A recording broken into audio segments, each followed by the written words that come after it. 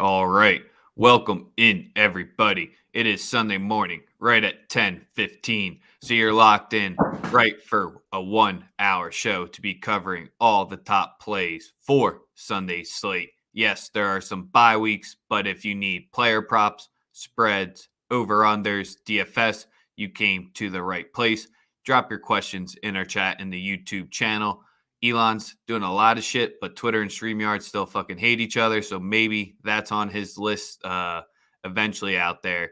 But we got some that are already dropping a question. So we'll start that up to make sure we answer that and drop your best bets, screen grab them and cloud them. When you drop some winners, let us know what's up. But as usual, we're bringing in the top analyst in the game to go through today's slate. We got Spin and Sosa here with me as usual, and then you'll see the cast and crew as we go through each game. Spin, bye weeks are always iffy, but I guess off the dub, it's got to feel a little bit better in first, even though the record ain't beautiful. It's not, but we started. They're really starting to play well, even the offense. Defense is starting to be stifling again. So, the last two seasons they've come out of the bye very, very strong. So that was actually when we started a Super Bowl run 2 years ago. So I'm fingers crossed for the same. Had to bring that up, didn't you? Of course. It wouldn't be you. Wouldn't be you if you didn't bring up that Super Bowl run where. So we'll have to wait to get your thoughts on the game for tomorrow on Daily Bread. Since the 49ers and Cardinals are Monday Night Football, maybe we'll sprinkle in something at the end for those games. But games in Mexico City as well. Games being played in Mexico. We got a loaded slate on the board today. So we're going to run through the games that we don't have analysts for first, and then we'll bring in our top guys next. So Sosa, you said you wanted to talk about this one. I tried to axe it off the list. No, it's not just because the Birds took the loss to the Commanders, but 3-point favorites in Houston, laying it. What do you like here? Listen, I'm on Brian Robinson anytime touchdown. This Washington team's turned the corner, whether people like them or not. They've definitely turned the corner 100%. They've done a great job over the last 4 weeks of establishing some level of an identity. They just lined up and beat the brakes off the Eagles on Monday night. They out-physicaled them from start to finish. Everyone keep telling me about a fucking rookie who plays 40% of the snaps not playing. I don't think it's just that, man. I just think the run defense really wasn't built like that, and Fletcher Cox no longer who he was. And that's no disrespect to him because he's pretty much had a damn near close to a Hall of Fame career, right? Like Fletcher Cox has been really good for about a decade. But yeah, they went and signed Ndamukong Suh and Linval Joseph. I just want to ask you guys, like, who the fuck was the last interior defensive lineman that was signed off the street in the middle of the year that actually made a difference on a team? Usually doesn't happen. It's never happened before, ever, right? Ever? Never happened before. So again, like, I think this Eagles team is extremely talented, but I think that Washington has really laid the groundwork as to how to play against this team. Ground and pound, getting the short third down plays and situations, and you can run it straight at Philly in those situations. The linebacking core also absolutely stinks for Philadelphia. So Washington was able to really get a lot of stuff in between them. Houston's kind of the same way. Their linebackers suck. They have a really good corner. They have a good rookie safety in Petrie. They're still trying to find their way. But I love Brian Robinson in this one. I think that he can run the ball really well. I mean, they've given up rushing yards to every single running back they've seen, right? I also like Terry McLaurin to have a good game. I'm sorry, not Terry McLaurin. The rookie, Jahan Dotson, to have a good game. Because I think Terry's going to get a lot of Derek Stingley today. If you guys have actually been paying attention to Derek Stingley, I know it's like the cool thing to talk about Sauce Gardner and how good he is. But Derek Stingley's having a better year than him. No one seems to care because his team stinks. But Derek Stingley has been outstanding this entire year as a rookie. And I think that he will neutralize Terry to some extent. I like Jahan Dotson to also accomplish his yards and catches. And I actually probably like him to get a touchdown. It's around plus 300, probably more than that at this point. Supposedly Stingley's out, according to Jose. Stingley definitely not playing? Well, if Stingley's not playing, then I like both of them. I like both. I like it. I like it. Yeah, I mean, Washington just imposed their will on Monday night, and a team that is, as like Sosa said, as high flying as the Eagles.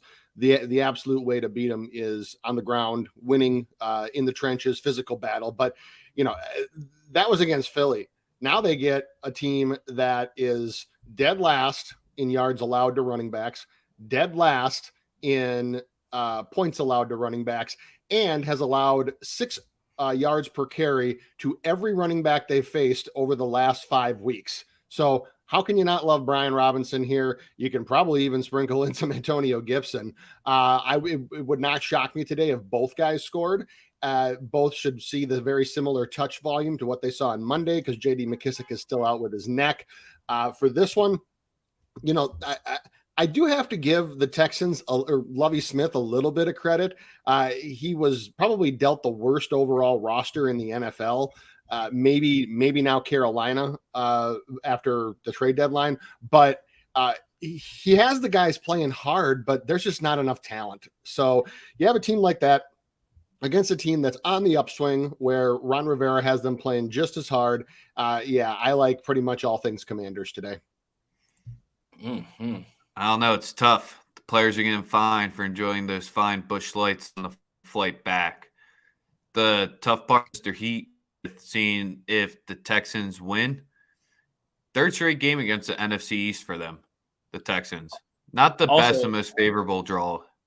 Nothing like a bunch of millionaires drinking discounted beer. Like, that's a and it was the camo cans too. It wasn't even the regular Busch Light cans. It was the camo cans. How garbage. Like, that was – we'll just drink some fucking water for all that. The hell's that? Well, so you kind of already alluded to it, how to beat the Eagles. Now you get a better version of it with Jonathan Taylor in the backfield, who looked to be fine with that 80-yard pop. Sure, it was the beat-up Vegas defense.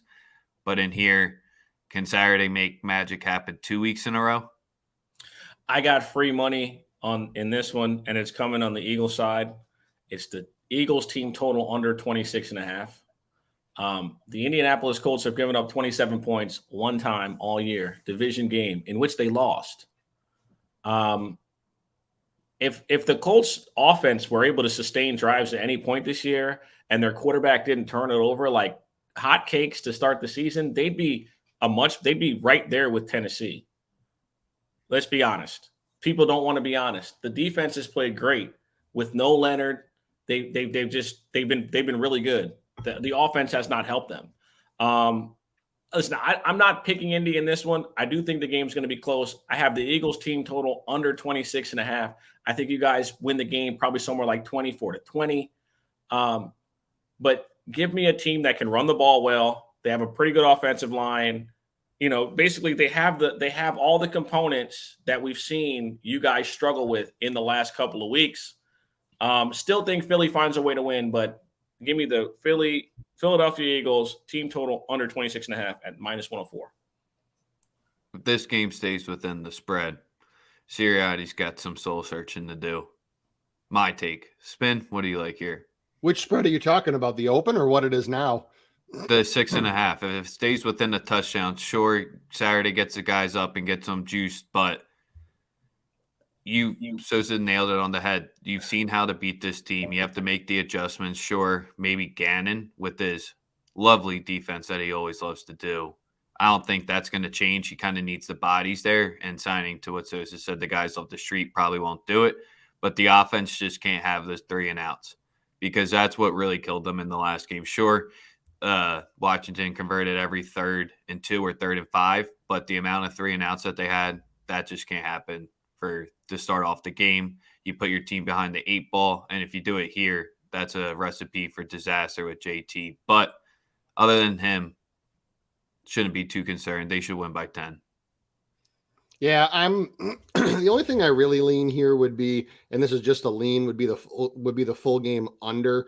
One thing to remember too, last week, it was just Saturday's first game. You typically see guys, even if it was a situation like the Colts have, to get up, get pumped, get psyched to play for their new coach, et cetera, et cetera.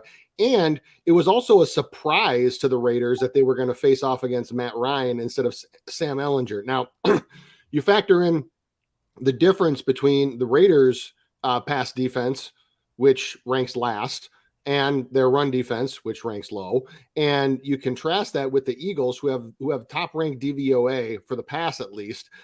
We know they struggled against the run on Monday night against Washington, but I think that there's a lot of factors here that do support the Eagles and that do support like the game kind of getting a little ugly at the end here. The reason why is because, like I said, now you have a team that suffered their first loss of the year, and you would assume would be motivating.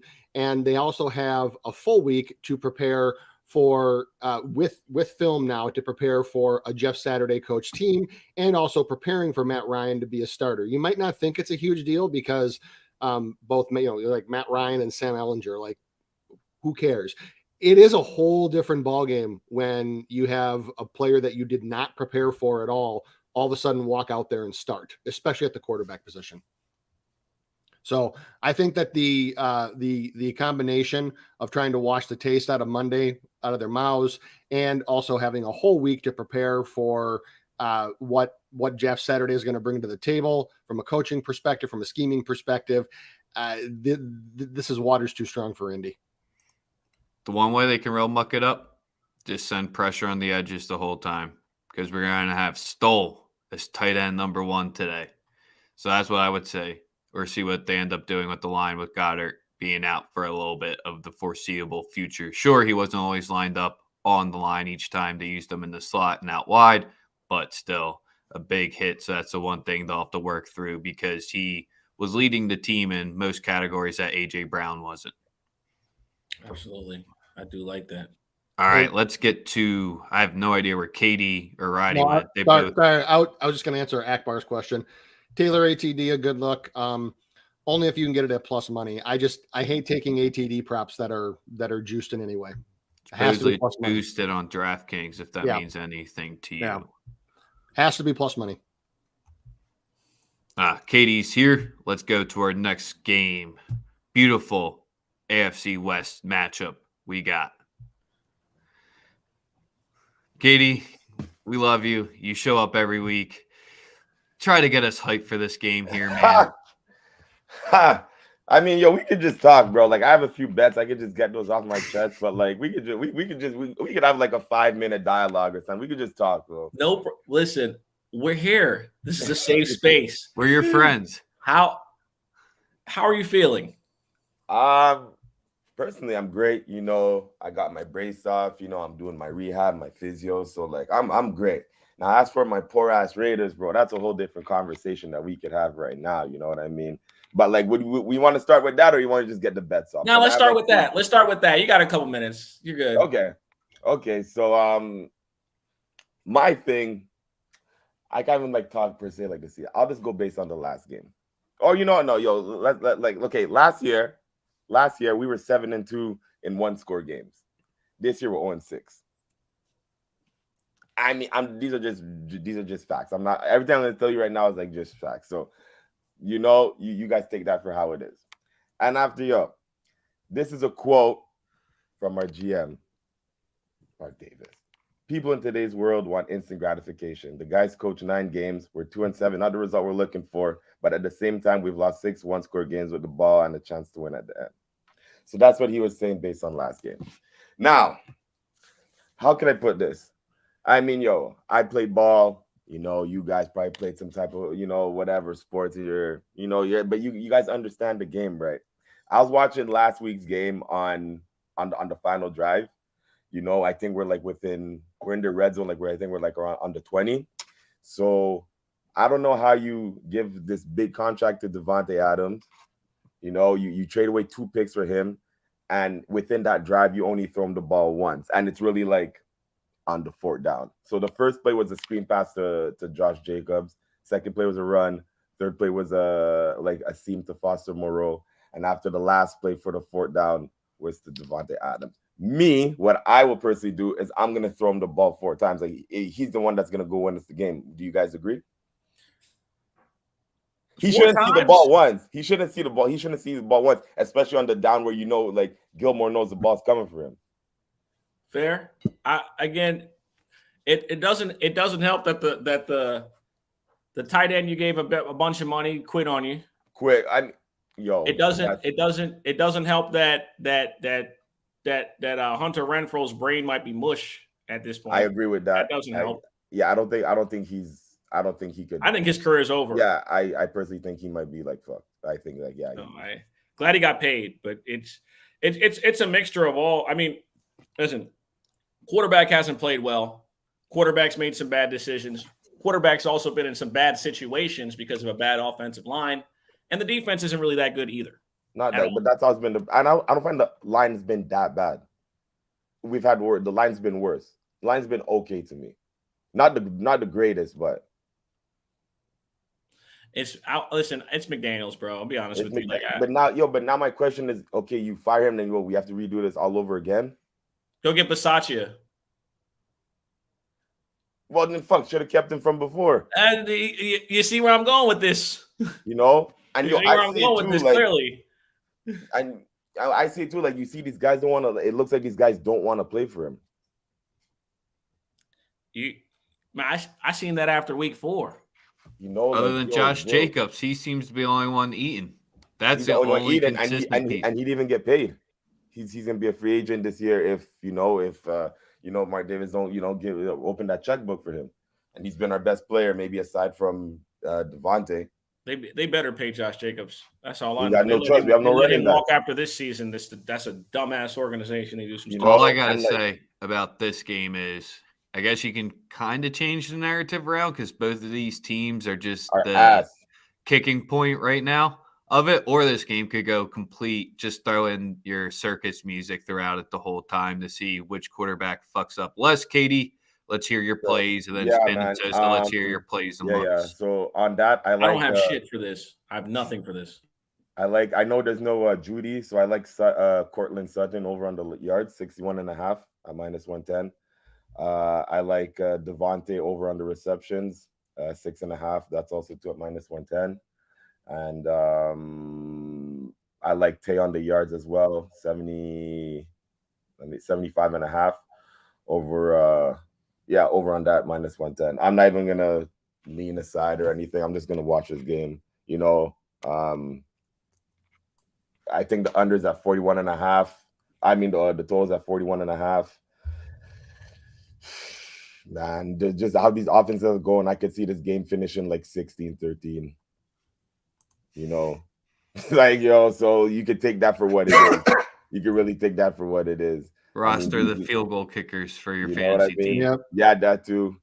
So I don't know, Spin, if you got some other stuff there. Yeah. I almost feel dirty taking it and giving it out, but I got to go with Russell Wilson over 226.5 passing yards for the sole reason that virtually every quarterback recently to face the Raiders has done this. You also have Russ has already done it once this year, and Raiders rank 32nd, which is dead last in both pass DVOA and points allowed, yards allowed to quarterbacks. So, like I said, I think that we're getting a little bit of a depressed price here just because the Denver offense has been so god-awful, vomit-inducing bad. However, against a defense that is playing like this at home, if Russ can't get 230 yards, then I'll have to lose my money. But like I said, I think his total comes closer more in the 240-ish range, which would obviously cash and clear that easily. But that's really my only one for this game.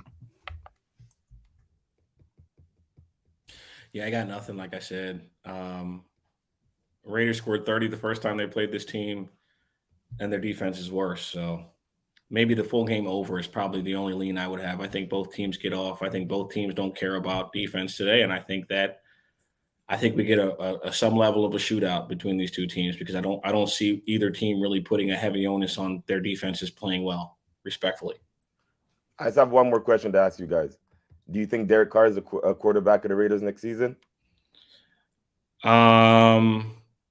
Do fat girls like cupcakes? Is water wet? Is the sky blue?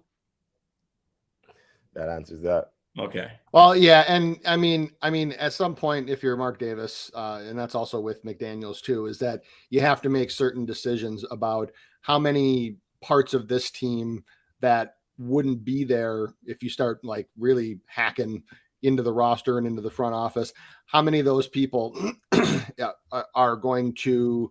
Does he want to pay for 2, 3, 4 more years to just not be there? Because no matter what owner you are, whether you're the richest owner, whether you're barely hanging on, and there ain't no NFL owner that's barely hanging on. They're all eating well. What I'm saying is that there's still limits to even somebody who's a billionaire like Mark Davis is about how many guys can you just basically pay to not be there, because then you're double paying, because then you're paying the new guy who you're going to sign to a contract, and you got to get it right. Otherwise, then you're paying 2 people for the head coach to essentially not be there. That's reason 1A why Matt Rule hung on for so long. Would they give Gruden 100 years? Who's that?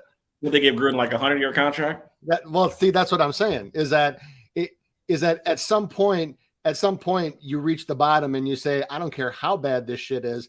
I don't think that I can pay 8 guys a collective total of $40 million every year to just not be here. Yeah. Facts. Well, maybe better times ahead. We got to get moving on to the next games because we got everyone to make sure you're following KD. Yes, sir. Appreciate it, guys. I see someone in the comments that said Montreal in the house. I don't know if he's from Montreal, but shout out. You already they know if anything he is not that he's definitely from Canada. That's the homie. Yes, sir. Okay, my guy. You already know. Appreciate you tapping in. We'll see you next Always, week. Hold yes, it down, sir. Guys. Bless. Maybe the vibes will get a little bit higher soon. But with the Rams versus Saints, they're high for me because that draft pick keeps looking better and better each week. So got to be loving that. How you feeling, Roddy? Hi, Rex. Hi, Sosa. Hi, Georgia won yesterday. You got to be feeling good, right? Yeah, and this is how my weekend goes usually. I wake up on Saturday morning very excited, very enthused to watch a great football team play football. Great paid-for-play episode usually every week, too. Of course. Love seeing you guys, Goose and the gang. And then I wake up on Sunday, and maybe it's because I'm not going to church enough. I think that's the real answer. But I just, this terrible cloud comes over me because I remember, oh, shit, I have to watch more football today. And I have to watch this team play football today. So I have no real expectations today at all. I'm just going to watch the game. It's just going to happen. It's going to be another event in my life that just passes by and happens. If it's good, I'll move on. If it's bad, I'll move on. Everything is going to be the same. I have no expectations. Really? The Dome's got to be rocking today, man. If you can't take care of this Rams offense with Kupp out, now you got Van Jefferson. Maybe he's back, and Allen Robinson as the 2 guys that you have to take care of. I mean, I know the secondary banged up, but that shouldn't be an issue, especially with Stafford. I still think he has scrambled eggs, but they're saying he's playing today. Yeah, but this is a spot where you blank the Raiders. You have a decent shot to blank him or these guys to keep them at least under 14-21. You don't even have confidence you can do that? I mean, do we? Marcus Davenport and Cam Jordan are out. Marshawn Lattimore is out. Our backup left tackle, James Hurst, is out. We got a dude off the street playing center against Aaron Donald today.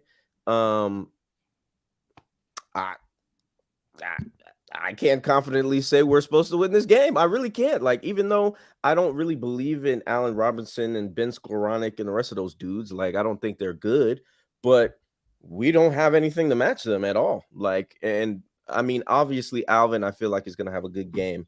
Olave is going to get the chance to play, within a lot of zones. So that's where he's strived for, the majority of the season. But I just, again, like, when you have so many players out, and you have like even the backups be out, like how can you have any expectations? Like, these are guys who would be playing the most snaps in preseason. So it is what it is. They can't hurt me anymore. Before Spin adds in to the pain of the Saints because he loves to see it. Sosa, what do you got here? Saints all the way, man. Listen, the Rams season is over, so I don't really care. I can hope that the Saints can stay relevant long enough to give Tom Brady a run. That's really all I'm hoping now. Like, Rams are not going to make the playoffs. They suck. Any opposition to Tom Brady, I'm with. So I'm cheering for the Rams in this one, or I'm cheering for the Saints in this one. I'm cheering that the Rams. I'm hoping that the Rams find a way to blow it, but nothing good about this Saints team to really talk about. I hate to say it, the defense has been trash. They have not lived up to any level of expectations that we had for them as fans, non-fans, guys like Roddy, etc. So I got nothing at all. What do you got here real quick? Because we got the studio filled up, a lot more games to get through. Then we'll let Roddy drop his bets if he's got any. Saint spot for me. This Rams team has just looked completely defeated, especially ever since they came down to Florida and had that last second touchdown and gave up that drive when they had the game won. This team just looks completely defeated and like they're already looking towards next year. Roddy, what you playing? So again, I'm taking the under because like Spin said, these are two teams that are just like trying to just finish the season. Hopefully they don't kick a field goal from the logo to be down 10-7 like we saw in Stanford and Cal yesterday to blow the under. I was sitting there with the hands in my head yesterday for that one. Like nothing other than Vegas said run them out with 10 seconds left. Vegas agents, man. That's why they're the nerds, man. College kicker fucking drills it for once. But what else you got?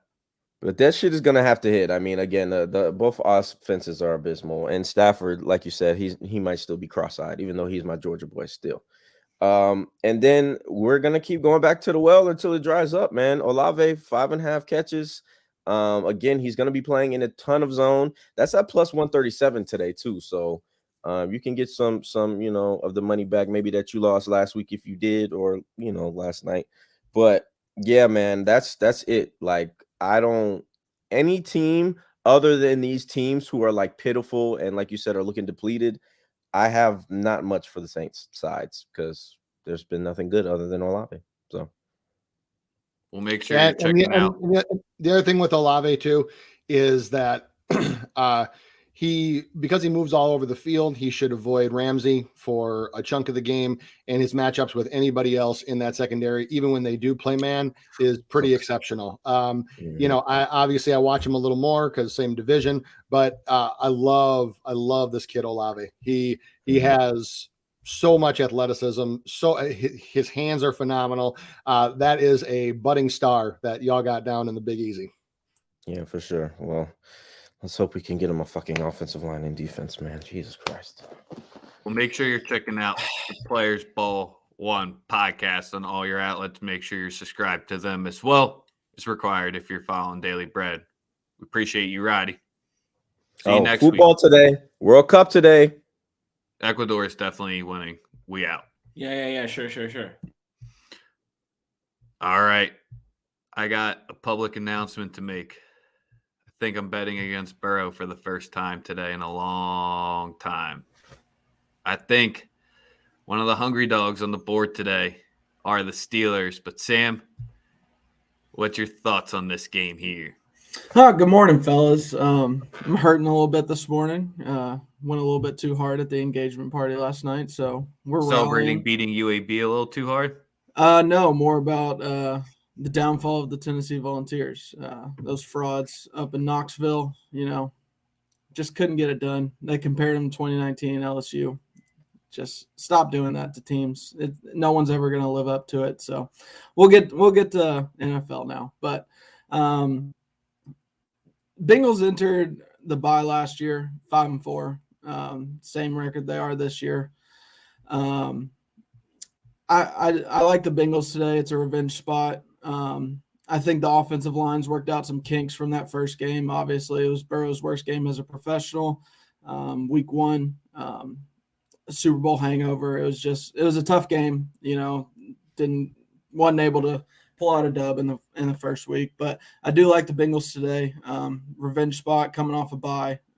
It's a good spot for them, I feel like. So I do have Bengals -3.5. I'm not buying into the hungry dogs. I know TJ Watt's back. He's probably going to get a couple sacks today, but still, I think they're just going to grind out the clock. I think the Bengals defense is going to be able to keep this offense or keep the Pittsburgh offense down, but I do like the Bengals today. Spin, what are your thoughts here? No real take on the game. I would, if I had, I would lean towards the over on this one, but nothing else. The Steelers are 2-0 when Watt plays this season. Hard hitting stats there. That's why I'm on. Me and Sam can go head to head here. I never like going against my man, especially when you could have gotten a 5.5 or a 6 earlier in the week. But I don't know. I think it's a gross game. Maybe the Bengals pull it out, but if you're going to give me the hook here, I got to take the +3.5 with the Steelers.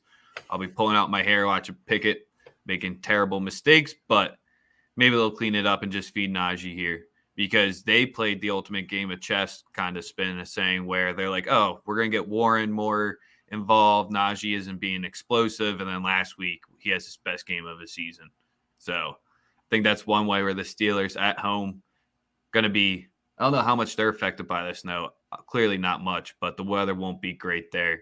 Be chilly. I think Burrow will be on the ground more often than not, unfortunately. Sosa, you got anything here? I'm with you. Who's you? Know why? You know why? Because it's the first time I ever seen you not take Joe Burrow. So we're going to ride together. We gonna ride together, Rex. You finally came over to the dark side. I'm a roll. We on the opposite side of Sam today again. I hope Sam got some good bet because last time he came on, gave a +500. That shit smacked in the first half. So I'm gonna need you to do that again. I got helicopter play today. Is that why you took the few weeks off after the +500? You're just cashing in, sitting back, counting the coin.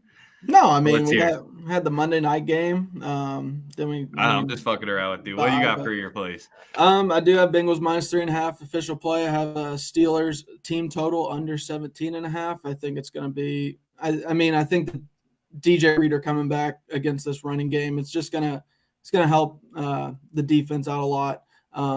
So taking the team total under 17.5. And then I do have Joe Mixon 2+ touchdowns. +475 on DraftKings. So I think without Chase, you just kind of got to ride Mixon. He had a hot game before the bye. Just keep riding him, try and get to Chase back in the offense. And I think he scores 2 today. He had 5 in the last game that he played. So I think they're just going to keep riding him. And if you all do need Bengals fill in the weeks that I'm not available coming up, Chuck is talking about the Bengals every chance he gets. So y'all can bring him on. Very good. Anytime. Very good point, man. The obsession's real. I mean, dude only tweet. I think he tweets about the Bengals more than he tweets about the Chiefs. So love that guy. Damn. Well, I'm waiting for Chuck to pop up in the comments here. But Sam, we appreciate you tapping in with us week in, week out. How you feel about the Colts today? You think they're going to keep it close or do they get run out? Oh, they're going to get their fucking dicks kicked in. I mean. Different analysis on that one. But yeah, we appreciate you tapping in each Color Saturday. Commentary, to say the least. All right, let's get to the next game here.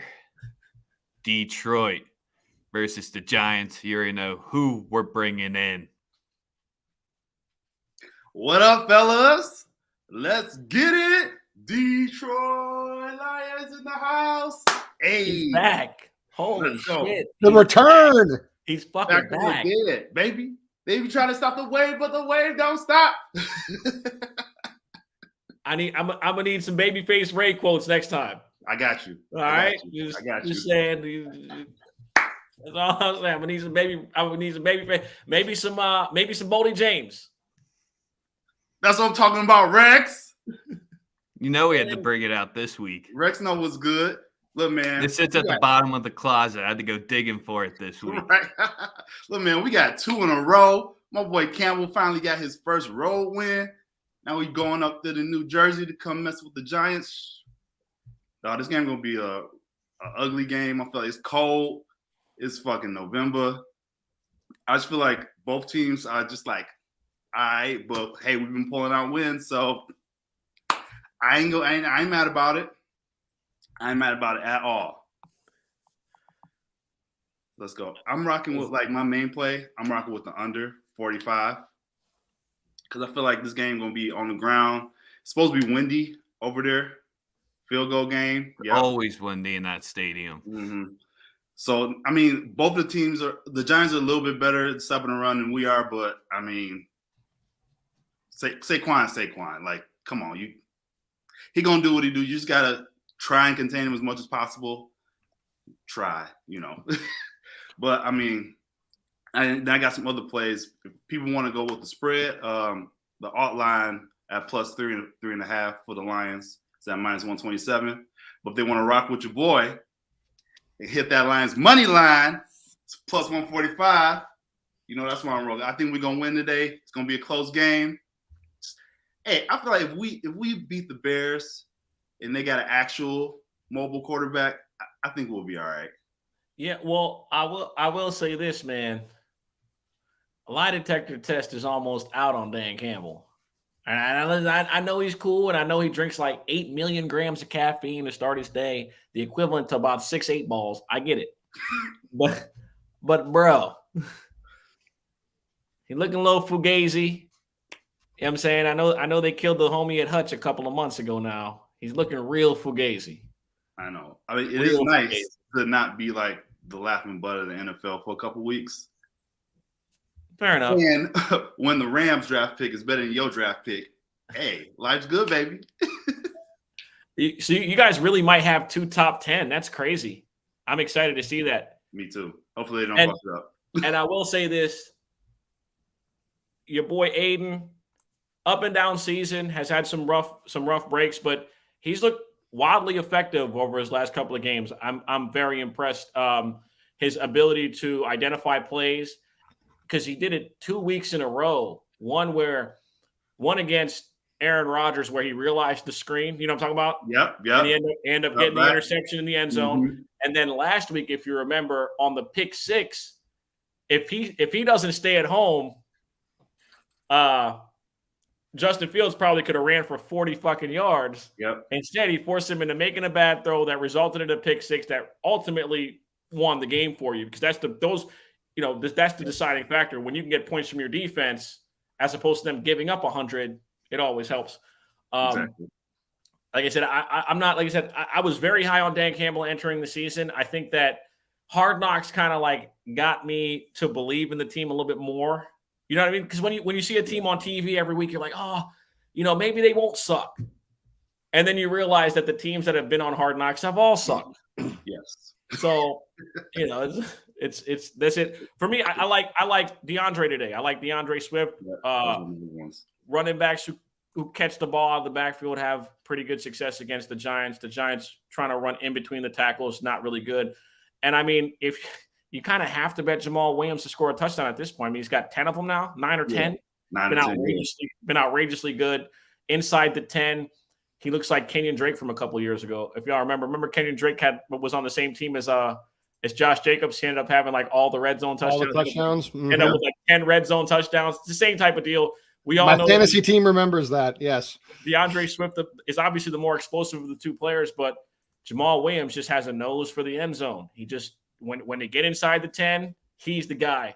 So I like obviously Jamal's number is where it's at, but I like DeAndre to get in the end zone again today. I think that his ability to make plays in the passing game will be vital to them today. Yes, sir. I don't know if I'm going to be on the money line officially here, just because this Detroit defense needs to make multiple plays today, and it's usually a lot just to ask them to make 1 or 2 stops here, especially where the whole narrative on this Giants team has flipped. And sure, we might be beating a dead horse at this point, but their time of possession and the amount of 8-minute drives that they have, especially to start the third quarter, has just been demoralizing teams, and we saw that against the Packers and the Ravens as two of their most recent examples here. So that's where I think, Bakari, I like it. You kind of have to be complete contrarian here because it's going to be cold. Offense can get moving against this Giants defense, but I don't know how many deep shots they'll be able to take today. That's my concern with it because that's what makes the Lions offense go. I know Chark could be back, so maybe he makes an impact. Jameson Williams will be back, I guess, after Thanksgiving. So wide receiving core might finally get healthy. So St. Brown, will he eat today? That's where I'm throwing everybody at if I'm the Giants, because if you make him not get 10 catches for even if it's just the 88 yards, he just moves the chain. And when him and Goff get in that connection, he'll go to him 4 straight, and that's the only thing that gets it moving. One of the best in the business at just sitting routes down. He's going to get paid. They're going to have to pay him too because Amon-Ra St. Brown, he just gets open with his feet. Yeah. If y'all remember, he fits the profile of Robert Woods, man. Same school, plays the exact same way. In the slot, makes all the physical plays, gets open with his feet, does all the little underneath stuff. He reminds me so much of Robert Woods when Robert Woods first came in the league. Remember when Robert Woods first came in, he ain't really do too much with Buffalo. But as soon as he went to LA, they turned him into something. Yeah. Amon-Ra St. Brown. I know it's a bit of a USC thing because Robert Woods went there too, but that's who Amon-Ra St. Brown reminds me of. Like, he's a little smaller, but he plays almost identical. Yeah. For me, for this game, under potential, look for sure. It's only a lean though. The two that I do think is worth taking a shot on here would be Daniel Jones, anytime touchdown at plus 220, and Daniel Jones' first touchdown at plus 1200. That's actually a really, really nice number for against a team that's given up 4 rushing touchdowns to quarterbacks already this year, ranked 25th in points allowed on the ground, and also rank 26th or 27th, I believe it is, in rushing DVOA. So if you believe the narrative that they will sell out at the line of scrimmage to stop Barkley, especially in the red zone, I don't know why you wouldn't. It's not out of the realm of possibility, especially at a plus 1200 price for me, to think that they'll run some kind of QB bootleg and Daniel Jones can go the other way and get in the end zone. So for me, those would be the two that I would look at for sure for this game. Well, Bakari, we appreciate you tapping in with us each week. Of course, y'all. Glad to have you back. Glad to have you back, brother. Hopefully, Lions, they got to bend, but don't break, baby. Just like this Stretch Armstrong. Bend, don't break. We got it. That's why we missed you. See, Bakari, you miss any more weeks, you're getting fined. That's all I'm gonna say. I don't want to hear none of it. Yeah, well, you'll get the letter in the mail. You don't show up. Best of luck. Let's get to the Bears versus the Falcons here. A lot of hype, so you're hyping these two teams up big time. They've taken a lot of L's since then, so let's hear it. Listen, Matt, you're lighting. It's a little dark in there. Your lighting's a little off, but you're good. You're good. Listen, Justin Fields, all things Justin Fields. I'm rocking with all things Justin Fields today. Running, passing, I think he puts up his numbers. He's a fantasy darling. He's one of my favorite players. He's arguably the most electric player in football right now as far as just, he's a big play waiting to happen, just hoping that he gets through the season healthy and can get to the end of the season where they finally go out and get him some weapons. As we know, Matt, you're on cloud 9 because you're first in your division, and you didn't see it coming, but for me, like I said, no side or winner. I do like Justin Fields to come close to 100 yards rushing, and I do like Justin Fields to score a touchdown. That's all I'm going to go with. Atlanta, they have been great against the spread this year. They've been a very, very effective football team across the board. I think people are a bit surprised. It's also very surprising to know that the team has given, Mariota the vote of confidence as their starter. Arthur Smith obviously was a part of the Tennessee Titans when they drafted him, so they really love him. So yeah, that's really all I have in regards to the Bears. I don't know if the Bears win the game. I think it'll be wildly competitive, though. Matt, your thoughts on today's matchup and what you like? What do you think? Yeah, so I feel like with this, Chicago's doing everything right. They're playing competitively, but they're losing at the end. So it's like You're playing well, but you're getting a better draft pick because that's what they need to do. They need to build. I think this is a tale of two teams. Who does it better as far as building? Because what Chicago did is we're going to draft our quarterback and then we're going to build around him. Falcons said we're going to build around the quarterback and then get the quarterback in the draft or maybe pick him up. So it's really going to come down to who does it right. Both the Atlanta Falcons and Chicago Bears next year, I think, are the two top teams with free agency spending. I don't know if they're both going to make a push. I think Atlanta may be in a better spot as far as making a push for a playoff just because of how bad the NFC South is, and we don't know what Tom Brady's going to do next year. So that's just kind of what I'm looking at. As far as plays today, I'm going to go a little risky because right now for Justin Fields, it's like, hold on, let me pull it up because I think it was like plus 196 or something like that for him to throw 2 touchdowns. He has done it in his last 3 games. In his last 3 games, he played against Chicago. Not Chicago. He played against Dallas. He played against Miami, and he played against Detroit. I can't see why he can't do that again against Atlanta. I know AJ Terrell's coming back, but besides that, he could still, dice us up. Especially he's found Cole Kmet. So we haven't done well against tight ends. Cole Kmet seems like that's his go-to choice, especially in the end zone. But as far as on our side, I think Cordell Patterson has his day. This is a former team that he used to play for. I can see Patterson going off.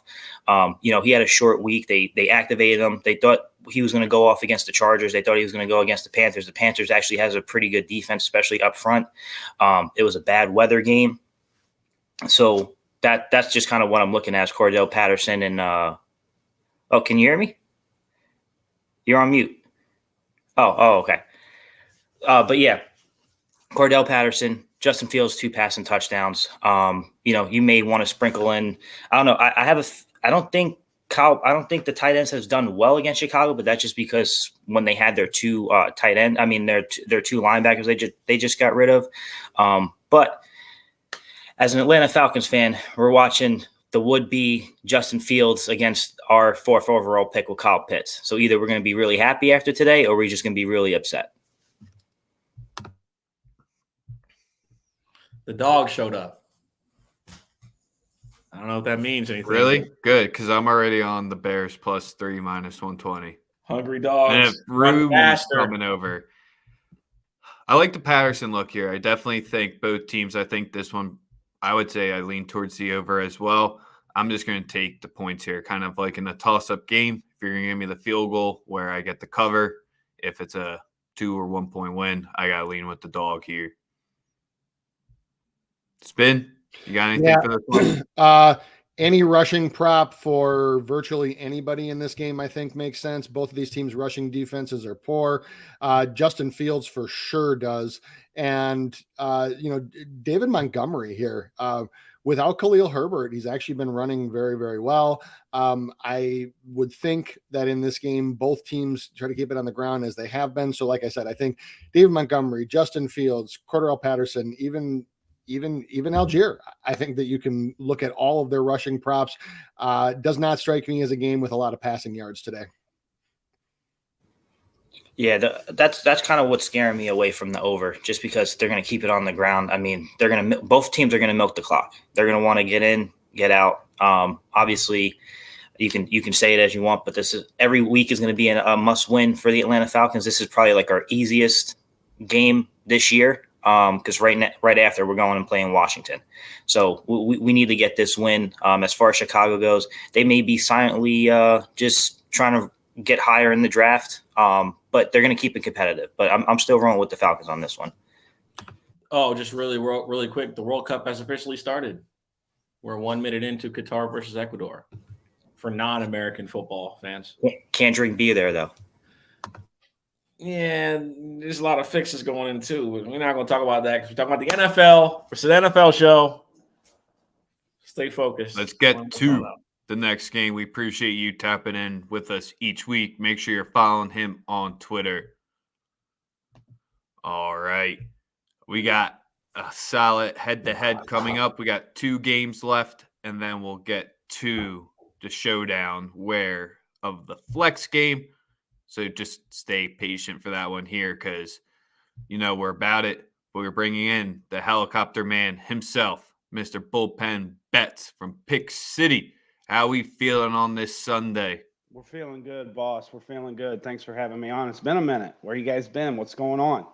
Life has been lifing, man. Spin. Really all it is. Mean, where you at, boss? You gotta hit me up with these DFS plays. I'm over here. Yeah, for sure, man. Yeah, I mean, what's up? Like my DM's been empty from Spin Doc. I mean, what's up? Nah, man, I'm feeling good. I like the Browns today. Money line plus 300. Let's go. Hey, them Bills are overrated, bro. They are. They don't run the ball.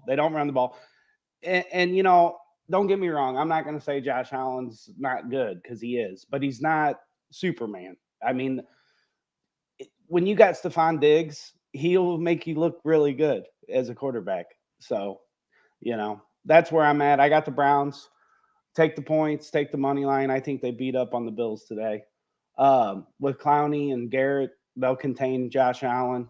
We already know they don't run the ball, so I like the Browns' chances. They're going to be excited. Watson's in the wings here. He's coming, and the season's not dead yet. Today's a big day for the Browns. It's a must-win situation.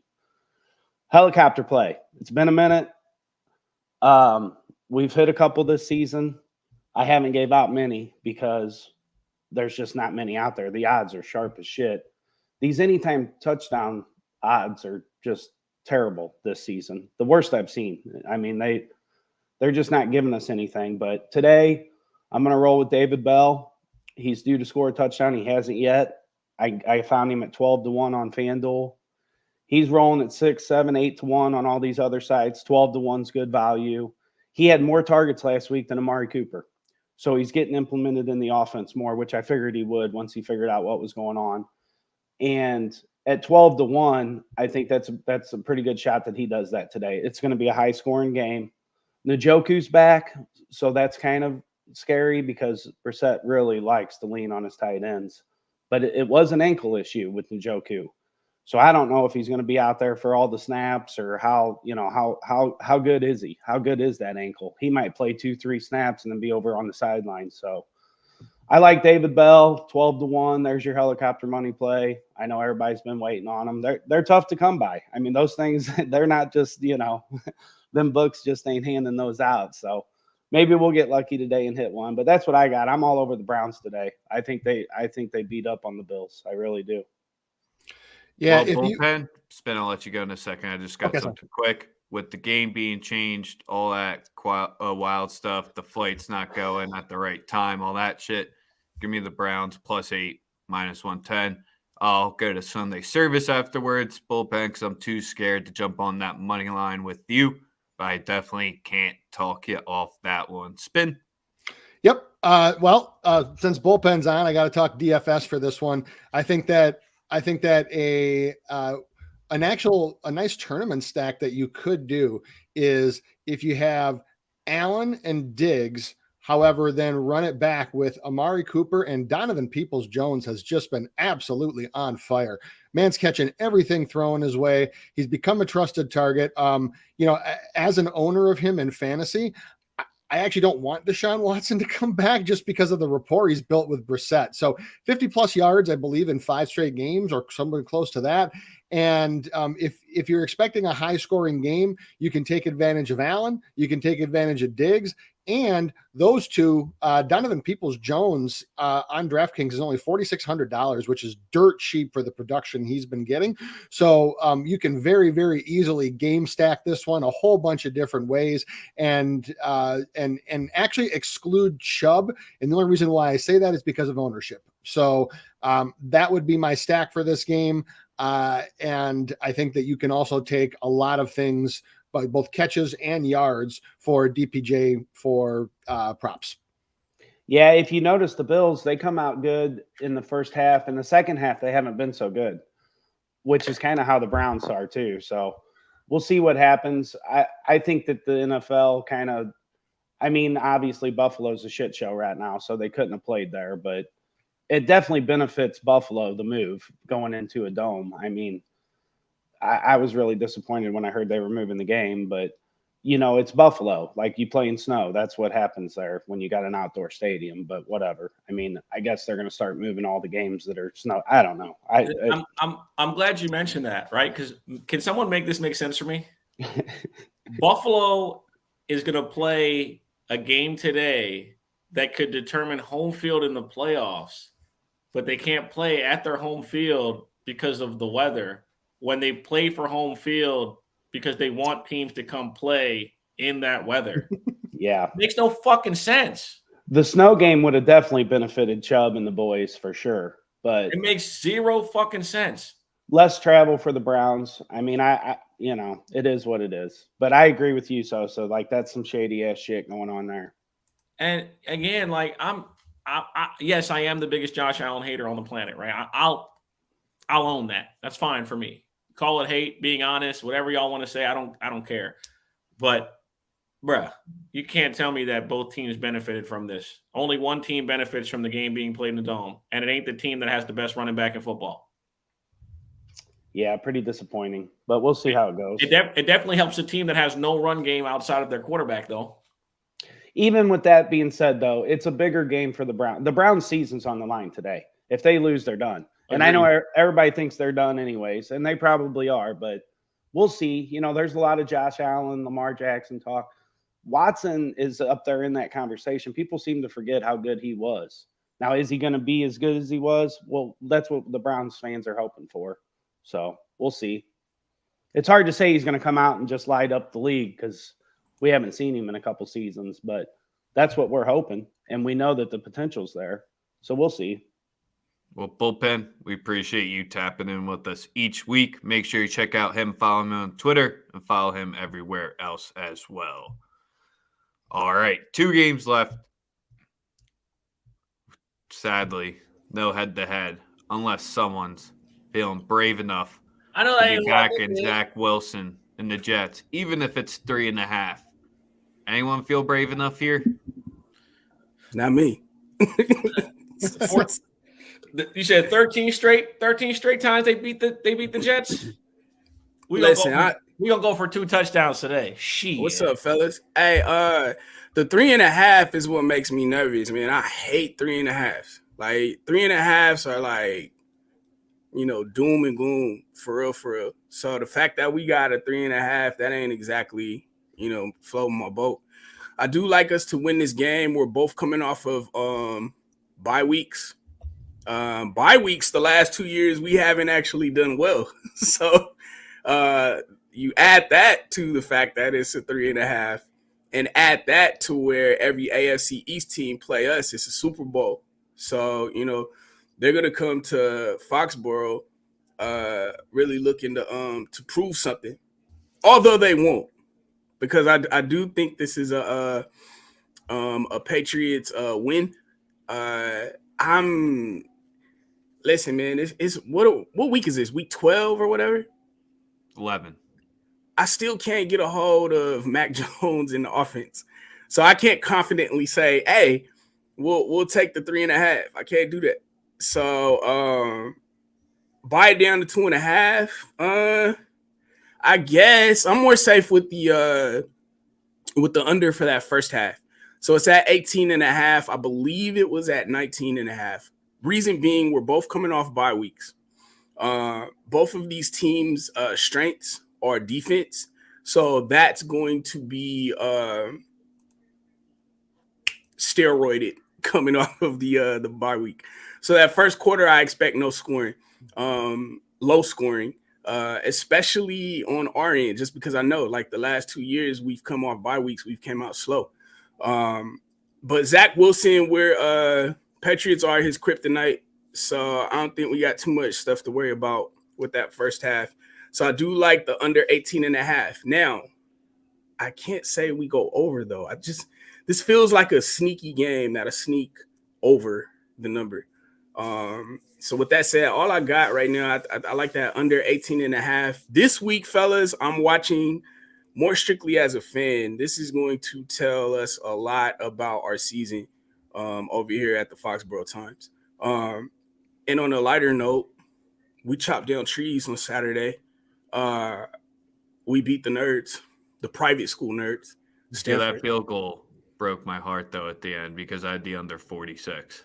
For real?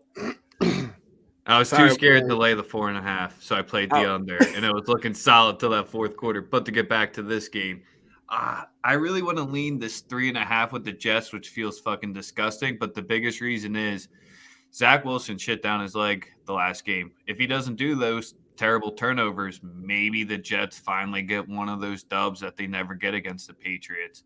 And the fact that it's 3.5 here and you're speaking to the defense, it's kind of, do I trust Mac to try to make a play, or do I trust Zach to not be an idiot in this game? It's kind of breaking it down at its simplest level. So that's where you have to, with the 3.5, I'll go against you, Mike. Give me the Jets here, and I feel gross as my last play of the day, backing 4 dogs on the spread. No, God. I mean, at 3.5, listen, when you get a 3, confidently as a home team, you can go ahead. When they hang that 3.5, they're daring you. You know what I'm saying? Like, Vegas is putting the bait out for you with that hook. And, you know, I don't know about. Well, I hope so. We're going head to head on this one too. I don't think Mac makes plays here, man. This Jets defense is for real. You don't need to. That's what I'm saying. Another dude with the last name Jones gonna make a couple plays. Jack Jones, cornerback for the yeah. See, that's Long Beach Poly. You already Long know. Beach Poly. What's up? Max playing clean. Oh God. Oh God. Catch me on 38th and Cedar. You feel me? We outside. That's real. Hey, so look, I went to me and my boy went to like a one of the I think it was like one of the Under Armour camps. Jack Jones was the only one giving Jerry Jeudy work. He liked that, dog. Real talk. Hey, listen, they don't talk about him enough. You know what I'm saying, because he got a game like Jack Jones, but he's really like that. And again, I don't give a fuck what anyone says. In the big moments, Zach Wilson gonna shrink because that's just who he is. That's his mental makeup. He's a mental midget. He when the chips get pushed to the table, he shits his pants. That's what he do. He not built. He's not good. He gonna find a way to fuck off this game. Simple as that. That's my belief. That's my thought. I do not trust him in any capacity whatsoever. That made me feel better. But I like it. Maybe he's further back in the stream. Who the hell knows? Right. Man, we got cheated out of that snow game. They said it was supposed to be like 3 to 6 feet. That means we was only going to be able to see the first down markers.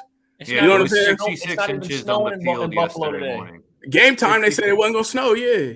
It's not in Buffalo right now. Bro, it's the city infrastructure. They couldn't get people in or out. They couldn't get the team in for the Browns. That's the whole reason why. Bro, I don't give a fuck about any of that. I had to watch a whole season of empty stadiums. I don't want to hear that. Well, we won Indy today, probably. They could have plowed. Well, there you go. You can watch it there. We got a penalty kick in the Ecuador game.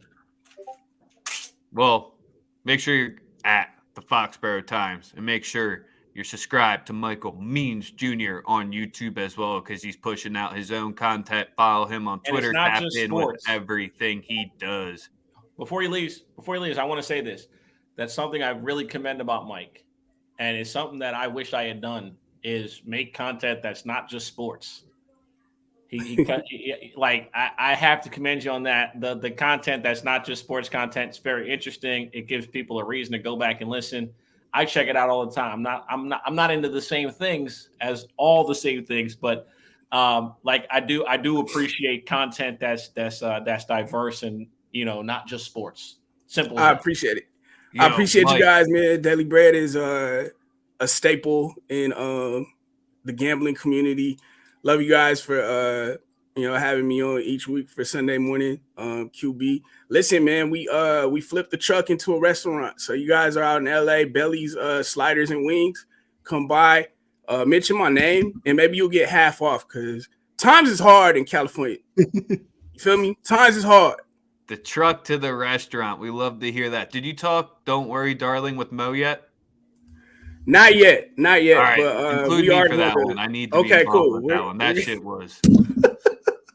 It went apart. It fell apart at the end. Like, we appreciate you, Mike. We got a huge head-to-head to come up to wrap up today's show. We appreciate Jude and Chuck rocking with us for so long. We might drop ourselves out, but let's bring them in first for the game that got flexed.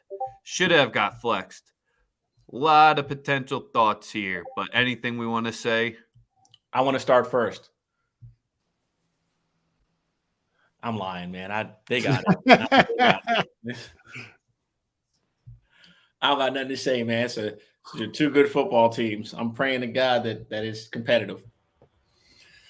Why don't you kick us off, Chuck? Go ahead, man. I know you got plenty to drop off. Listen, I'm the champ here. We beat y'all last time, so you first, bro. Yep. You what? All right, cool. So Mike Williams is supposed to be back today. Keenan Allen's supposed to be back today.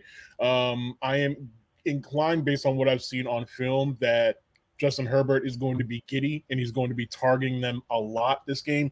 I don't really know what's going on with Keenan Allen's hamstring. I've been looking around. Like, they say that he's most likely going to play. I don't know how much he'll play if he does. I think Mike Williams is 100% go. So I like Mike Williams for anytime touchdown for plus 155. That's for sure. You can hit Keenan Allen if you want. I would not be inclined to do that myself. I also like Isaiah Pacheco for an anytime touchdown as well, plus 120. I got Casey on the money line. Casey on the money line for sure. I'm actually inclined to go with the Chargers for the spread. I think they're going to keep it within range. I think it's 5.5, I believe. Correct me if I'm wrong.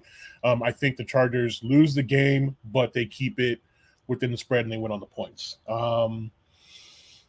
Over 52 points. There's really no plus money there either way, but I think this game is going to be high scoring, even if it's garbage time from the Chargers, which I do think there'll be some of that baked in there. I do like a Mike Williams Pacheco parlay for plus 500. Austin Eckler over 5.5 receptions, minus 110 for sure. Isaiah Pacheco over 53.5 yards, minus 115. If he's playing and you don't see him like bust, if the yards don't like look good, he'll break one, because the Chargers always screw up when it comes to setting like that edge and that defense. He'll break like one long one, I'm sure. And that's really all I got. Like, Casey's gonna win this game, yo. Like, what are we doing? What are we doing? Casey's gonna win the game. Simple. Okay. All right. So, at least Drew got that out the way. So, I can appreciate him for that. These Chargers matchups, they've been wars, man. Like, they haven't been easy matchups, back and forth. Sometimes some have been slugfest. Some have been high scoring. Last year, this matchup in LA, it came down to overtime. Travis Kelce and Tyreek Hill put on generational performances that night. Justin Herbert got his too. So, in this matchup, man, I do got us winning the game as well, of course, but it's not gonna be easy, man. Jill mentioned Keenan Allen. Like, if Keenan Allen is good to go, I think I do like him for receptions. They don't have anything up right now on DK Sports because they haven't been officially ruled in. I know I saw Mike Williams officially got ruled in this morning, so I couldn't find anything on that. But I do know one thing: Herbert will turn it over at least once in this game, and he's done that in like the past two games in this matchup. And Spag's been a guy that knows how to disguise blitzes, and he'll make Herbert hurry it up and throw it straight to the defensive back. And I think if I had to pick a guy for an interception in this one, I think Trey McDuffie's probably due for one. I think McDuffie can break on one and get a pick in this one, and he's been solid since he came back from injury, even though he ain't really been tested like that yet. So I think it's time for 21 to do his thing. But let's get to some of the plays, man. I like Patrick Mahomes in this one. When it's the bright lights, when it's prime time, and especially on the road, man, because our best games have been on the road this year in wins. Besides the Colts game, we put up 44 points twice, and we put up 41 once. Now, divisional game, I'm not saying we're going to put up a 40 burger because divisional games are different. They're a lot tighter. But I think if we at least get 31. So before I get to the Patrick Mahomes stuff, I do like us over 29.5 team total points. For Patrick Mahomes, I do like his passing yards over 292.5. And passing attempts, I got over 37.5. I like that too. I mentioned Herbert interceptions. I got him for one at minus 120. And then for longest passing completion, I got Mahomes at over 39.5. He's cleared that in the past two matchups. It's at minus 115 on DK Sportsbook. Now, as far as the running backs go, I do like Pacheco to find the end zone. I really want to take his rushing yards, but I can't get a read on. It's hard to get a read on Andy Reid as far as when he's going to run the ball, when he's not going to run the ball. So I'm leaving that alone for the rest of the season. Yeah, have fun with that. But I do like Pacheco as well to get in the end zone. So I agree with that. But I am confident in one running back from our team, Jared McKinnon. You got to see that Juju and McCole not going to be playing this game. They out. So that's going to open up more opportunities for McKinnon to get involved in the pass game a little more. I think if nothing's open downfield, I think Patrick will check down to him some. So he should clear the 25.5 receiving yards. That's at minus 120. I think he's going to get fed more often in the pass game. And Austin Eckler. Austin Eckler is combined rushing and receiving yards. Chargers fans, they've been frustrated. You know, Joe Lombardi, he don't really attack down the field with Justin Herbert like that. That's been a thing with Chargers fans. They want to see more explosive plays, but I think they're going to lean on Eckler in this game. Then they probably going to have to. So combined rushing and receiving yards, I think we'll get over 94.5 at minus 115. Now, let's get to the receivers. Actually, hold on. I forgot one on McKinnon. My bad. Take him over. We got CVS Chuck today with this receipt of plays. Yeah. I'm about to wrap it up. McKinnon over 3.5 receptions at minus 115. Nah, plus 115. My bad. At plus 115. Since I mentioned you'll get involved. Now let's talk about the receivers, man. Scariest Kadarius, man, or the Green Goblin, or KT. I mean, there's all kinds of nicknames going on for You've this already jumped full ship onto him, man. Right. It took one game. The bandwagon is already full, man. He's definitely involved in this one. I mean, you guys remember Tyreek Hill in this matchup last year and how he was a problem. I think Kadarius is going to be a problem in this one. And Patrick Mahomes, in the press conference this week, said he's going to get involved more and more. He's going to get more work, and I think he will get more work today. So over 50.5 receiving yards at minus 130, that's not enough. Give me that. And then for the last play, Travis Kelce's going to get involved too. I can't take his yards, though. It's kind of sketchy with Derwin James and whatnot. But I do got over 6.5 receptions at minus 130. And as far as the anytime touchdowns, Kadarius at plus 150. And then if I had to come up with a helicopter play, it depends on if Everett is out. If Everett is out, give me Trey McKitty. I think Trey McKitty's at plus 600. Yeah, plus 600.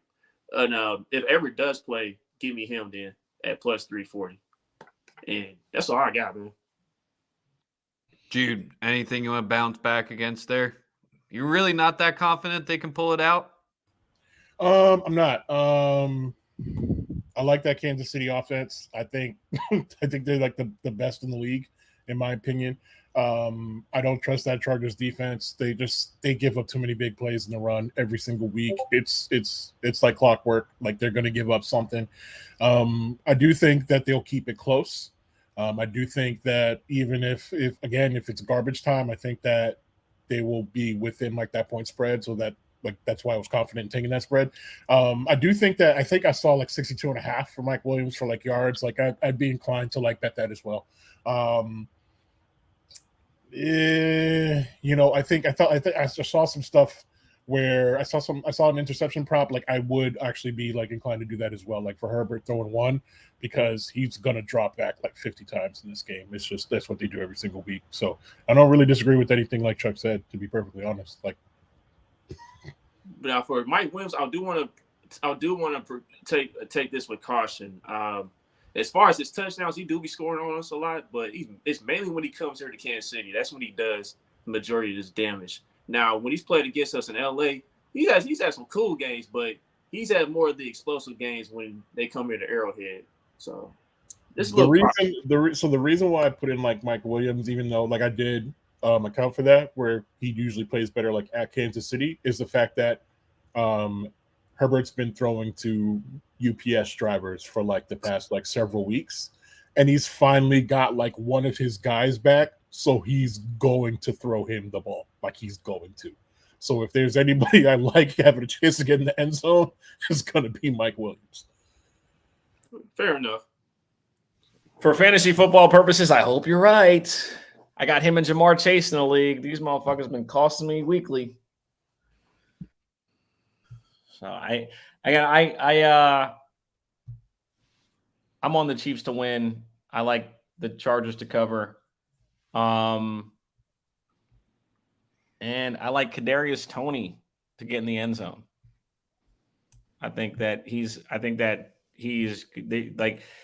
a plug and play type of player, in my opinion. He's a guy that's great in space. You got a coach that just knows how to scheme it up with guys that can get into space. I like Kadarius Toney today. I think he's going to perform very well. I think he is an explosive piece, prime time. I mean, and also if y'all were ever wondering if Andy Reid's a fucking egomaniac, he threw the ball to him on the first play of the fucking game last week. I don't know if you guys noticed that, but he immediately threw him the ball. I think they went out to get him for a reason, and he's going to show it today. I think his touchdown. What was his touchdown at? It was plus 170 or something like that. Yeah. I'm rocking with Kadarius to get in the end zone today. I think he goes crazy. Yeah, and he's done that like 2 weeks in a row, giving the ball to Kadarius on the first play of the game. So it makes sense, right? Like, yeah. And again, I'm going to say the only thing that's ever stopped Kadarius Toney from being an effective NFL player has been injuries. He's been a dynamic playmaker his entire time in the league. He's only been there, obviously, one season, dating back to last year. But if you really pull up the tape of some of the stuff this guy was able to do with Daniel Jones as his quarterback, you just got to think that Andy Reid and Bieniemy are just going to continuously get better and better at scheming this guy into the offense. I think Kadarius balls out today. I like the Pacheco play, but the inconsistency in the play calling for running backs in Kansas City would kind of have me off it. He is the most explosive runner in the backfield, though. I think he's proven that. But yeah, like Chuck said, you just too tough to call with who they're gonna distribute the carries to. So I do like the Chiefs to win. I will also say this: if the Chiefs do not get the ball first, we're gonna do it again. If they do not get the ball first to start the game, bet the third quarter over immediately. Bet the third quarter over immediately. The last time they played, not only did you get a good line on the second half money line to win the game, right? The Chargers went and scored first, and then y'all scored 2 touchdowns in the third quarter. So not only did you get the live money line at like a plus 240, which I told people to hammer, which is what you do at halftime if Kansas City's trailing anyway. But if you can get them after the other team scores in the third quarter, and you're going to get that colossal plus money, you just got to bet it because it's the Kansas City Chiefs of Patrick Mahomes. That's all I got to say. That's all I have for this one. And best of luck to everybody, and let's make some motherfucking money. So one last thing before we wrap up. There's one game that we did not talk about. Hold on. Time out. We ain't getting enough for Spin. Spin, you quiet on this one. What's up? I was waiting for you guys, man. So, all right, my take on this one. So Chiefs win, Chargers cover. This has the feeling of a 3 to 4 point game. This one has a huge disparity in bets versus money. So bets right now are 50-50. Money is coming in 73% on the Chargers. So when that happens, that usually indicates that there's some sharp action coming in on the Chargers, especially at the what it sits at now. So like I said, I think this is a 3 to 4 point game. But yeah, I definitely agree with Kansas City winning. I think that there's Chuck, a lot of the props that you gave out make a whole lot of sense. I think at this point, even if Allen and Williams play, with the amount of times he's been targeted recently, even though, yes, they were a UPS driver or Uber or Lyft or something like that. I think that Austin Eckler catches makes a whole lot of sense. I think until he stops getting targeted 10 to 12 plus times a game, I don't see how you can avoid taking his catches no matter what it is. Look, just real quick, just like long term, the thing that I'm noticing on film is that Justin Herbert does not trust the coaches anymore. He does not trust like the bulk of the receivers anymore. So when he's throwing the football, he's going to go with guys that he trusts. And that is 3 people. That's Mike Williams, that's Keenan Allen, and that's Austin Eckler. Everybody else, it's up for debate. We watch guys drop balls like all the time. We've watched guys sell on routes all the time. He's going to throw to guys that he trusts at this point because he's kind of like over it all. You can tell by the film.